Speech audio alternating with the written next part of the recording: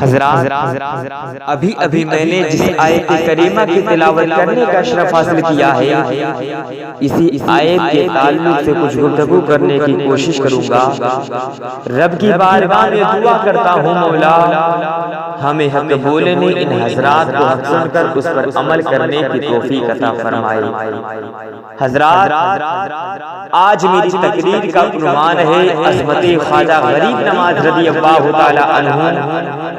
خواجہ غریب نواز رضی اللہ تعالی عنہ کا مرتبہ کیا ہے، خواجہ غریب نواز رضی اللہ تعالی عنہ کی شان کیا ہے، اسی آیت کے تعلق سے میں کچھ گفتگو کروں گا، لیکن وقت کا لحاظ رکھتے ہوئے آئیے عقیدت و محبتوں کے ساتھ اللہ کے پیارے رسول جناب احمد مصطفیٰ محمد مصطفیٰ صلی اللہ تعالی علیہ وسلم کی بارگاہ مقدسہ میں درودوں کی ڈالی محبت کی تھالی میں سجا کر پیش کرے اور پڑھے درود پاک اللہم صلی علی سیدنا صفینا مولانا محمد البارک وسلم صلو علیہ السلام علیک یا رسول اللہ صلی اللہ تعالی علیہ وسلم۔ حضرات خواجہ غریب نواز رضی اللہ تعالی عنہ کی شان یہ ہے، خواجہ غریب نواز رضی اللہ تعالی عنہ کا مرتبہ کیا ہے تو میں آپ تک یہ باتیں پہنچاتا ہوں۔ حضرات ذہن کو قریب لائیے اور ذرا غور سے سنیے، یہ خواجہ غریب نواز رضی اللہ تعالی عنہ ہیں کہ اپنے 40 فقیروں کے ساتھ اسلام کو روشن کرنے کے لیے سنجر سے چل کر ہندوستان میں تشریف لائے۔ اللہ اس کے رسول کی محبت غیر مسلموں کے دلوں میں جگانے کے لیے خواجہ غریب نواز رضی اللہ تعالی عنہ سنجر سے ہندوستان میں تشریف لائے اور ہندوستان کے ایک شہر اجمیر شریف کو اپنی مشن کا مرکز بنایا اور وہیں سے پورے ہندوستان میں اسلام کی روشنی پھیلائی۔ اور خواجہ غریب نواز رضی اللہ تعالی عنہ جب اپنے 40 فقیروں کے ساتھ انا ساگر کے قریب خروکش ہوئے، وہیں قیام فرمایا تو کیا دیکھتے ہیں، یہ انا ساگر کے ہر طرف مندر ہی مندر ہے اور ان مندریوں سے گھنٹیوں کی آواز آ رہی تھی۔ بڑے بڑے پنڈت پوجا پاٹ میں لگے ہوئے تھے۔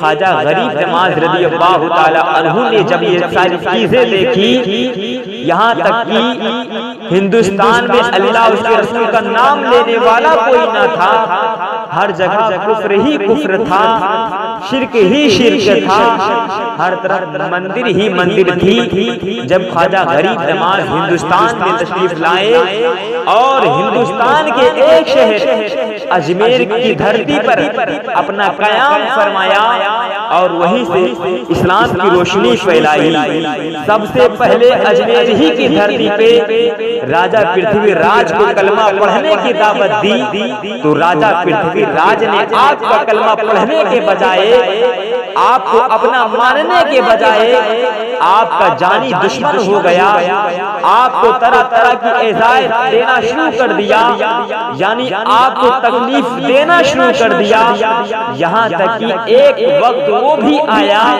کہ آپ کے لیے انا ساگر کا پانی بھی ممنوع قرار دے دیا، یعنی آپ کے لیے انا ساگر کا پانی بھی منع کر دیا۔ راجہ سپاہی اپنے سپاہیوں کی فوج انا ساگر کے قریب کھڑا کر دیا، سخت پہرا بیٹھا دیا۔ اب خواجہ غریب نواز رضی اللہ تعالی عنہ کے غلاموں میں سے کچھ لوگ انا ساگر کو پانی لینے کے لیے جاتے ہیں تو وہاں پہ جو راجہ سپاہی کی فوج کھڑی ہوئی تھی، راجہ سپاہی نے سپاہیوں کی فوج کھڑی کر دی تھی۔ جب خواجہ غریب نواز کے غلام پانی لینے کے لیے انا ساگر گئے تو وہاں پہ جو سپاہیوں کی فوج کھڑی ہوئی تھی، انہوں نے پانی بھرنے سے روک دیا، پانی بھرنے سے منع کر دیا، اور دھکا دے کر گھاٹ سے باہر کر دیا۔ خدا کی قسم تاریخ گواہ ہے۔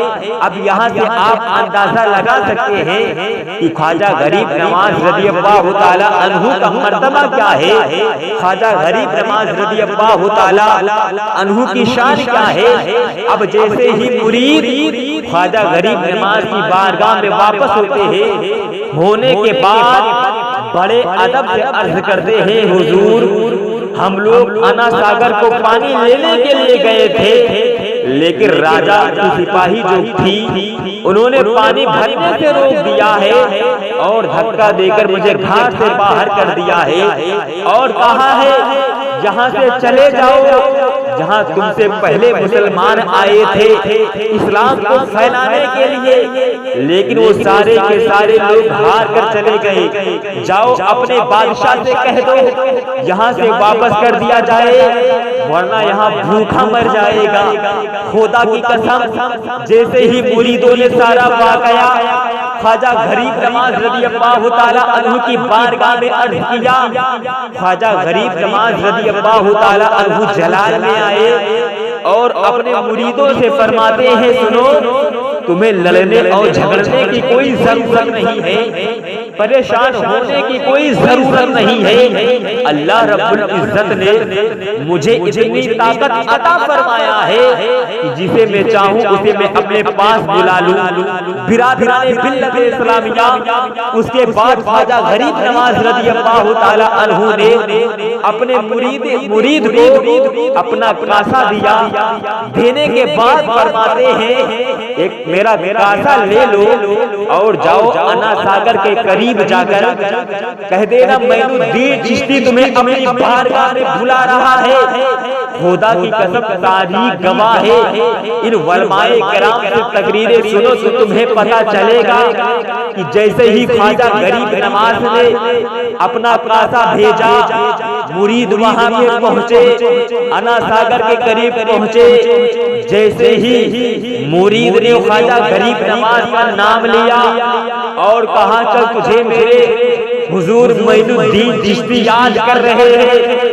خدا کی قسم تاریخ گواہ ہے کہ جیسے ہی مریدوں نے اتنا کہا کہ تالاب کا سارا پانی خواجہ غریب نواز کے کاسے میں چلا آیا، یہاں تک کہ تالاب ہی کا پانی نہیں بلکہ شہر کے تمام کنویں، گائے کے تنوں کا دودھ اور ماں کے سینوں کا دودھ بھی خواجہ کے پیالے میں چلا آیا تھا۔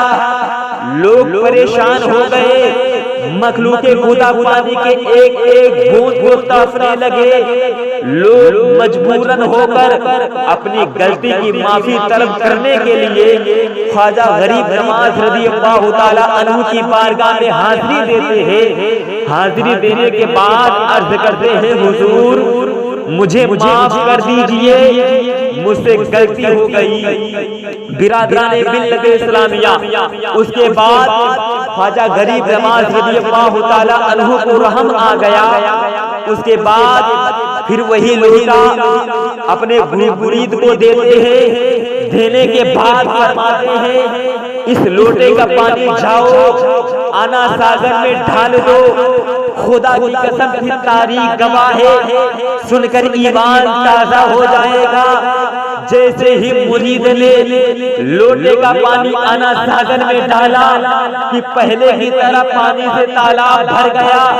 بلا تشبیہ بلا تمثیل مجھے کہنے دیا جائے کہ جب اجمیر کے خواجہ کا یہ عالم ہے تو مدینے کے راجہ کا عالم کیا ہوگا؟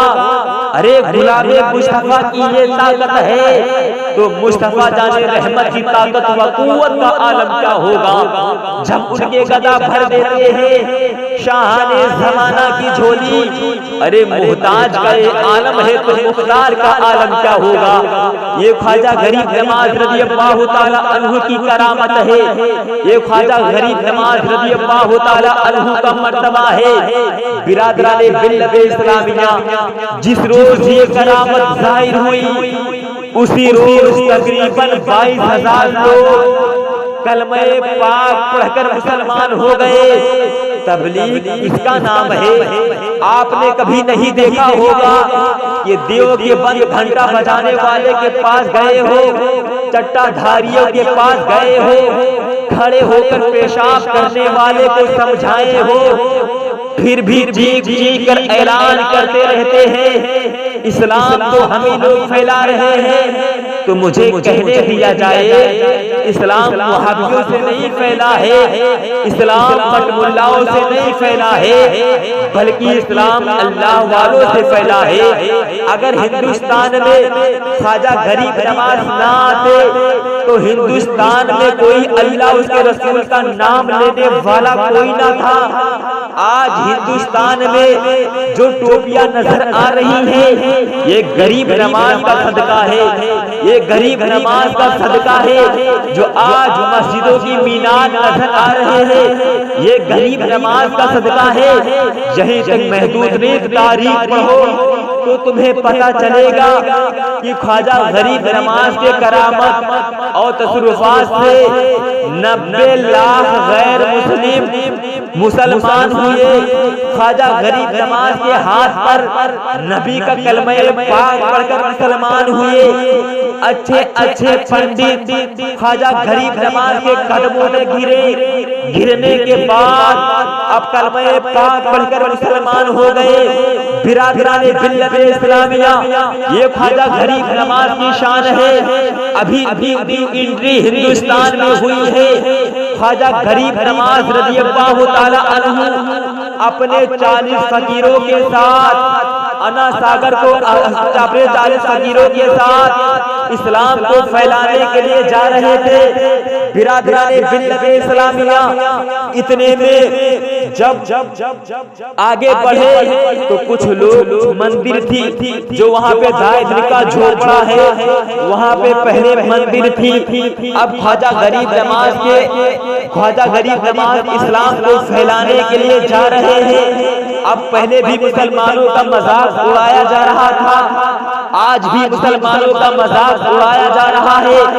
اب جیسے ہی خواجہ غریب نواز اپنے 40 فقیروں کے ساتھ اسلام کو پھیلانے کے لیے جا رہے ہیں تو ان پنڈتوں نے کہا آ جاؤ گھنٹا بجا جاؤ، خدا کی قسم تاریخ گواہ ہے۔